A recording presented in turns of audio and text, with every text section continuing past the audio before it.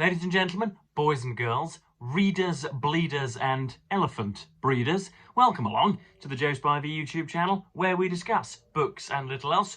And you join me on a perfect, resplendent Sunday, folks. I believe if you are of a believing and a religious disposition, this is the most glorious of all possible Sundays, of all Sundays that could possibly be, because your Lord, who was hung by heretics, has been, it is supposed, was brought back to life on this very day, I do believe. Though I could be mixing up my dates. I have often been known to confuse a Tuesday for a Wednesday, so I could be wrong in that assertion, but we shall see. I've been on a nice long run today. I've spotted some, I think, a few rogue Hull City supporters heading to their match on Easter Sunday, but I could be wrong. There was a bus stop full of punters of some degree, and I think it was with great trepidation and in a state of convulsive worry with which I came to you in the last video, fretting about the start of another Hull derby, another Humberside derby between the black and whites and the red and whites, my side being the red and white, and it was a strange affair in many ways. It looked, with 13 men each on the pitch, to be a procession for Hull KR. We scored 2 quick tries and we were gaining 12 or 13 metres per tackle, which in rugger terms is dominance, counts for dominance. And then a strange thing happened. Their halfback, their ball handler, somebody who passes the ball a lot, Cade Cust, made a tackle on our French fullback, Arthur Morgue, who is something of a 25-year-old cutie, according to one's mother. And this was an obscene tackle. This was a homicidal affair on the rugby field. This was treatment only suitable on a Quentin Tarantino set. It was the most awful tackle, shoulder straight to the chin, and was dealt with very, very nicely by the referees. He was given a red card, and so Hull FC were forced to spend the rest of the match with 12 men. And all of a sudden, Hull FC started playing better despite their numerical disadvantage. Such was their new dominance that after about an hour, I thought it was time for a head count, because I could not possibly believe that they were playing with 1 player fewer than we were. But eventually, truth came out, and we dominated the last 15 or 20 minutes and took home the proverbial bacon. And so we have bragging rights until, oh Christ, June or July, when next we play them. So that's jolly good. We are still top of the league, ole ole, as the chant goes. And as a result, everybody from the high baronial figures to the very vagrants are delighted in the People's Republic of East Hull. So that's double thumbs up good. There has been, it's not often on this channel that we deal with the Supreme Court, either in America or in this United Kingdom, but there has been a ruling sent down by the high and the mighty, by the cloaked and the circumspect among the Supreme Court, and they have ruled that, I can't quite get my head around the verbatim ruling, but they have ruled that womanhood, femininity, and one's status as a woman relies totally, not just primarily, but totally on biological sex. Now, that sounds sort of ineluctably true, does it not? But of course, we know that there have been very many socio-political issues regarding gender in the last few days, and I refuse to comment, rather like Richard Dawkins. I refuse to comment on these topics, on this topic in particular, because I think, knowing what you know about me, that my position on the matter can be intuited. Given that I am a contrarian and of an individualistic mind, I think you know just where I fall, into which box I fall on this matter. But I think that the febrility of the issue on either side is at stark variance with the sort of societal importance of the issue. In other words, veins pulsate and foreheads broaden and eyes redden and eyes roll and tongues splatter with verbosity and vehement opinions, and yet I don't think it's nearly as big an issue as you would presume. I think that to say somebody is a bigot if they do not believe that you can click your hands tomorrow and become a member of the opposite sex is tantamount to madness. But I also think that supposing that there are 4 or 5 million transgender individuals marauding around the next corner is also tantamount to madness on the other side. And so I do not know where to land. I can, as James O'Brien, the LBC radio presenter, says, I think simultaneously hold inherently contradictory opinions at the same time. I don't know how it is that I can,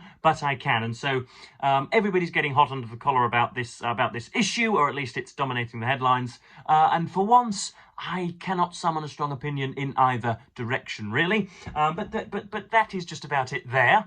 We had pencil sharpener gate last time, did we not? And I've just remembered that I haven't yet showed you the progress that we have made. Here is one I made earlier, by the way. Here is a stubby pencil which I've had jammed in mother's makeup sharpener.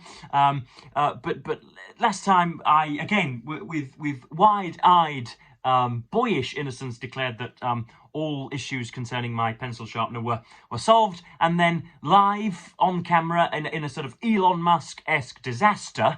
Remember when he had the brick thrown at his Tesla to show how very strong and reinforced it was, only to have that brick smash the glass?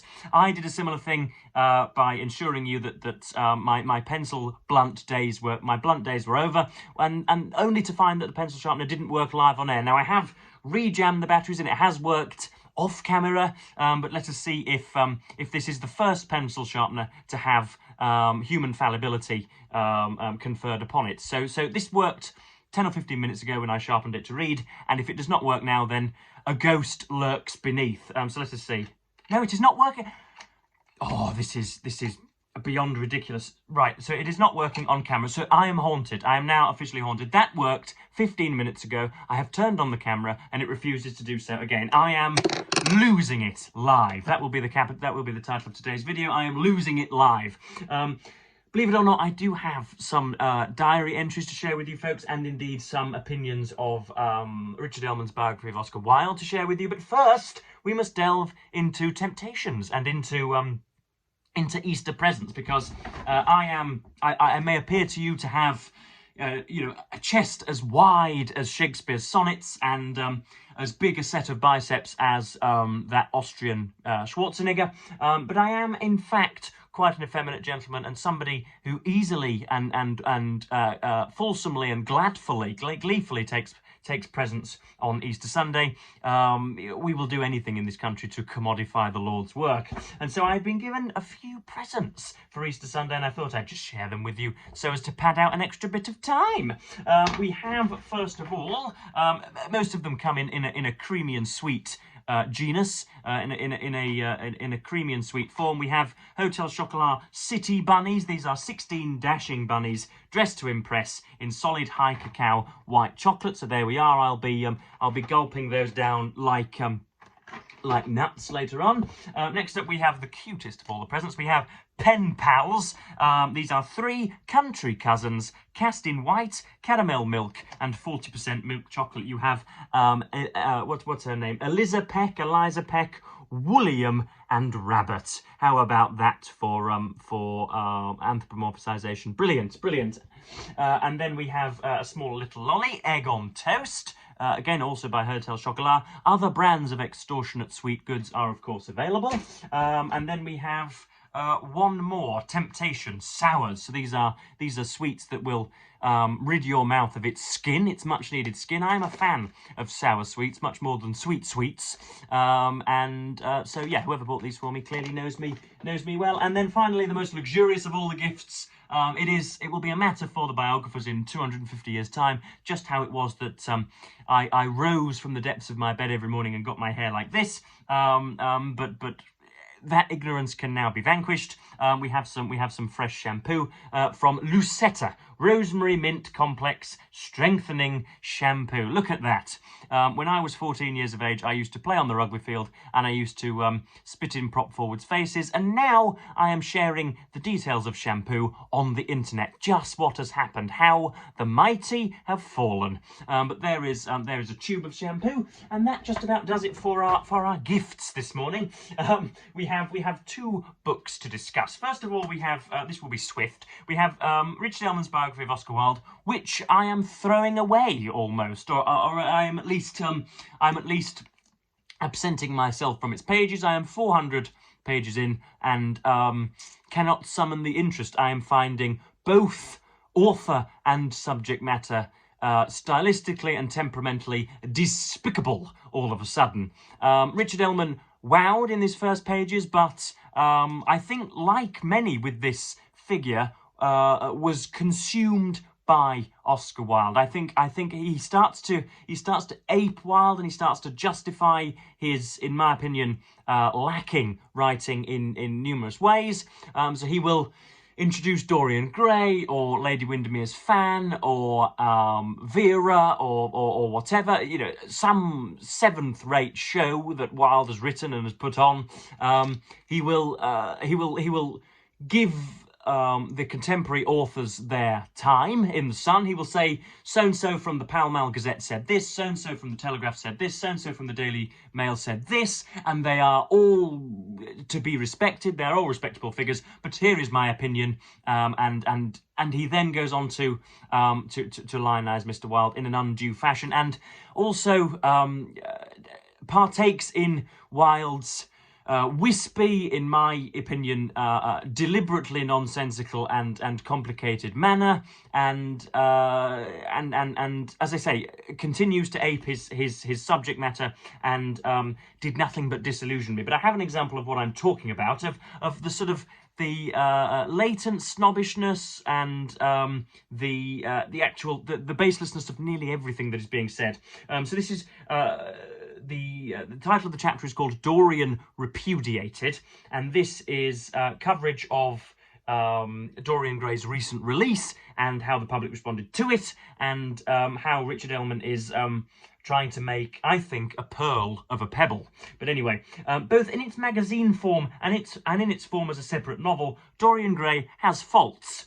Parts of it are wooden, padded, and self-indulgent. No one could mistake it for a workmanlike job. Our hacks can do that for us. Can you see the contempt for the everyday man in that sentence? I think you can. But its continual fascination teaches us to judge it by new standards. You should never judge anything by new standards. Wilde made it elegantly casual, as if writing a novel were a diversion rather than a painful duty, as he characterised Henry James's manner. The underlying legend of trying to elicit more from life than life can give arouses deep and criminal yearnings. These contrast with the polish of English civilization at its verbal peak and create a tension beyond what the plot appears to hold. Wilde put it into the book a negative version of what he had been brooding about for 14 years, and under a veil what he had been doing sexually for 4. Answers on a postcard just what that means. I think like with Martin Amis, like with Charles Dickens, like with Sally Rooney, heaven forfend, Oscar Wilde is one of those figures who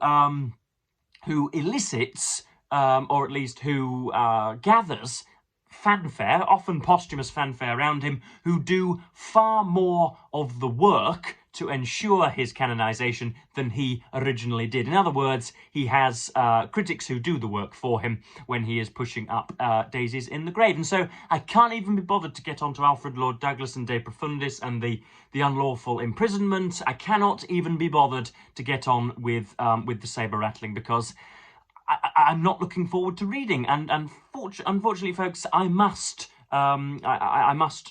send it windmilling through the atmosphere, because I only read for 3 or 4 hours a day, and I need to enjoy that time. And neither Ellman nor Wilde, in their various forms, are doing that for me. So I'm putting that aside. But we do have something altogether more positive. We have a new instalment of what I am taking to call the weekly assassin on this channel. A few of you seem to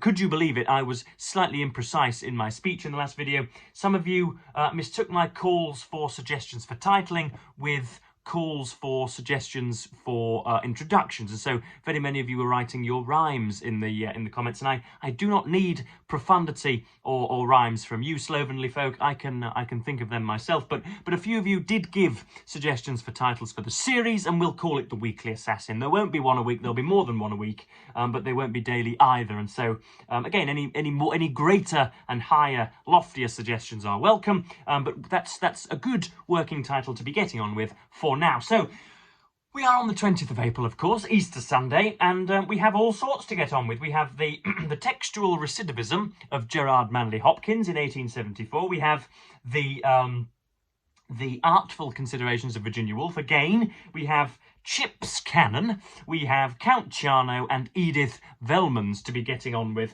So let's read some of these diary entries from the 20th of April throughout the years and the centuries. So this is Gerard Manley Hopkins, and if you can, folks, listen in tightly, if you can derive anything from this passage, then I must commend you for greater reading instincts than I. This is written in 1874 rather. Young elm leaves lash and lip the sprays. This has been a very beautiful day. Fields about us deep green, lighted underneath with white daisies, yellow a fresh green of leaves, above which bathes the skirts of the elms, and their tops are touched and worded with leaf too. Looked at the big limb of that elm that hangs over into the park at the swing gate, further out than where the leaves were open, and saw beautiful inscape, home coiling wiry bushes of spray, touched with bud to point them. Blue shadows fell all up the meadow at sunset, and then standing at the far park corner, my eye was struck by such a sense of green in the turfs and splashes of grass, with purple shadow thrown back on the dry, black mould behind them, as I do not remember ever to have been exceeded in looking at green grass. I marked this down on a slip of paper at the time, because the eye for colour, rather than the zest in mind, seems to waken with years, but now the paper is mislaid. What in the name of all that's holy is going on in that passage? I really do not know. That is Gerard Manley Hopkins at his wispiest and his worst, I am sure. I am told that posthumously Gerard Manley Hopkins is revered as a great poet, and I hope that his poetry was more statesmanlike than that, because that was discourteous, disinterested, and I think again deliberately nonsensical. So that was complete rubbish. Obviously we have to wonder whether that was written solely for Mr. Hopkins and whether he would have looked askance at the publication of such writing, but either way I can't believe even he himself individually derived any value from that passage at all. But next up we have something altogether better, altogether meatier. We have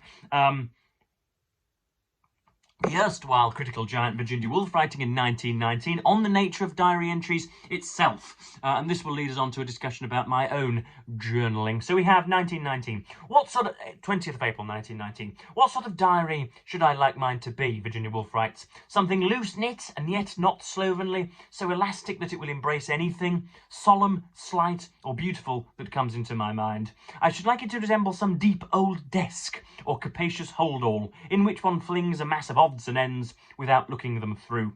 I should like to come back after a year or two and find that the collection had sorted itself and refined itself and coalesced, as such deposits so mysteriously do, into a mould, transparent enough to reflect the light of your life, and yet steady, tranquil compounds with the aloofness of a work of art. The main requisite, I think, on rereading my old volumes is not to play the part of censor, but to write as the mood comes, or of anything whatever, since I was curious to find how I went for things put in haphazard, and found the significance to lie where I never saw it at the time. And those are, I think, more picturesque renditions of what I have been considering myself recently, because I have written 250 words as a diary entry for the last 7 days, and have found it cathartic, completing, heartening, informing, and altogether beneficial to my overall well-being. But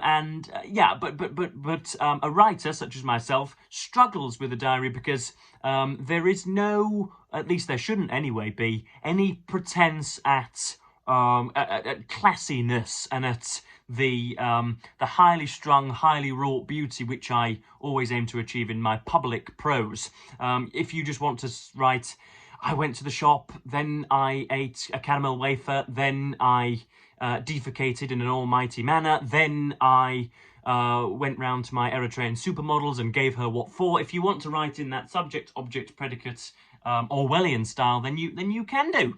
And there is no pressure to be emboldening or inspiriting or particularly fantastic. But I must admit that I do stray into the verbose, as I usually do. But Virginia Woolf there is also looking at that. She wants to know what her diary entries will be, how they will be remembered, and how best to get them down, what to include and what to Elide, I think would be the verb, wouldn't it?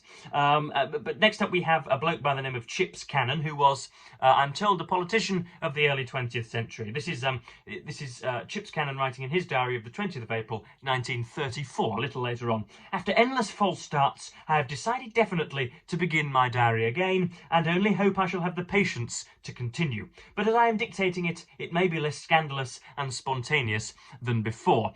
So I believe the word dictating means that he is speaking, and some poor sort of henpecked amanuensis is writing it down. I think that's what dictating means, but I could be wrong. So yeah, after endless false starts, he's finally decided to give his diary another go.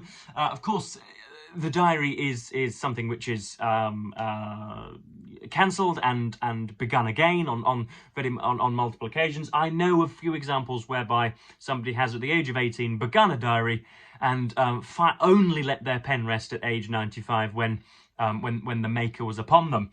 So yeah, diaries are impermanent, it would seem, and there was lots of hand-wringing and pearl-clutching surrounding that topic. Next up we have from 1938, not much far further along the line, we have Count Ciano, who again, Google told me, was the son-in-law of the horrendous Benito Mussolini, and this is an entry from the 20th of April 1938. The Duce has been made furiously angry, and with reason, by the bad behaviour of some farmers from Bari, spelled B-A-R-I, who were being entertained in the party house in Munich. They even relieved themselves on the stairs. A disgusting incident, likely to lower us to an unbelievable extent in the opinion of the Germans. The chief, Mussolini in parentheses, said that our people must be imbued with a loftier national ideal, without which they cannot embark on the work of colonising the empire. He let fly at the sons of slaves, adding that if they had distinctive physical markings, he would exterminate them all, in the certainty of rendering a great service to Italy and to humanity. So that's Count Ciano reporting on his father-in-law Benito Mussolini in 1938. That was it's strange in these entries, because even when the worst eccentricities of human malice are being described, the terseness and the brevity of the sections does not lend itself to profundity or to solemnity or to much of the seriousness which those events require. And so even if you're talking about the slaying of 1,000 in a Polish field, 4 or 5 lines quite often cannot do it justice, unless you happen to be A. Houseman or 6th Lord Baron Byron of Newstead. And so I'm struggling to feel the pangs, whether that's because I am a high-functioning sociopath, I do not know, but that's been one takeaway from it. And then finally we have, again, not much further along, we have 1941 writing from Holland. This is Edith Velmans, the Anne Frank who lived, according to Google, who is actually writing about a journey on bicycle, a particularly physically tasking journey on the bicycle. It really gives you a sense of satisfaction, she writes, to know you can do it. And then in brackets, a challenging 3-day, 236-kilometre bike trip, that you really achieved something. I'm sitting on my bed with a sunburnt face and aching knees. Apart from that, everything is normal, except my state of mind. I need cheering up a little. You've got to admit it's a little upsetting when you enter a small village and you see a sign, Jews are not welcome here. There was a little cafe in Vilnius that we walked into on the first day. Nice people, they had a sign too, but they kept it hidden in a cupboard. They showed it to us. It said, Jews not welcome. They'd refused to hang it up. We saw similar signs in other villages. Oh well. So that's Edith Velmans there. Again, I think, she's doing her best to communicate and convey either to her later self or to people who would read her diary at a later point. She's trying to convey the difficulties of it, and yet you sense in that passage, do you not, that she is so used to societal anti-Semitism that it is water off a duck's back. It's ostensibly difficult, but something to which she has become accustomed. So that's the 20th of April, Through the Ages. I suppose maybe we should call it Days Through the Ages. That would be pretty good, wouldn't it? That's a decent title. Days Through the Ages. If anybody can improve upon that, then I will happily take that recommendation. But I think I've just self-labelled this series live on air. What was it? Days Through the Ages. I like that. I'm gonna stick with that. But that's Days Through the Ages for today. The Assassin's Cloak. And I think I've just about exhausted all of my resources this morning. And I'm going to go and watch the snooker now. It's the World Championship Snooker in Sheffield, the only sport which induces slumber to its spectators. Potted balls and potted bellies, it must be said, pot bellies, and lots of gruff, recently divorced middle-aged men, all itching their beards in the stands. So that's always interesting to watch. It's a sort of gentrified version of American pool, for those of you in ignorance. But I've done 25 minutes on this Sunday, and I should probably be going to worship at the altar of the ethereal dominatrix rather than gibbering on the internet. So I shall pause all machinations now, and yes, thank you ever so much for watching BookTube, and as per usual, bid you the fondest of earthly farewells.